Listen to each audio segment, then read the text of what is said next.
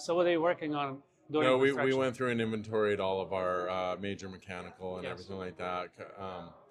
I think it's going to be really helpful, like Jameson was saying, just to have all that stuff recorded, Yeah. so that when we go through, we have, not only for preventive or PM, but also for like, you know, the river end where we can, Yes. easily order or, get parts and stuff like that. So Rick, let me tell you something. You can use the system, and I'll make sure Jameson knows that it's going to be at no cost until your construction is complete and the first guest is in. Oh, okay. But you can use it to track all of the punch lists, Okay.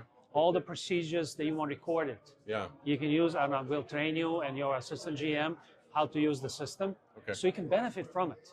Great. I don't want you to pay anything until you generate revenue, and then start using revenue money to pay for assistance. Okay. Keep that in mind. Awesome. Great. Okay. Thank you so much. My pleasure. Yeah. Rick, nice to get to know you. Yeah, you too, man. And good luck with your new build.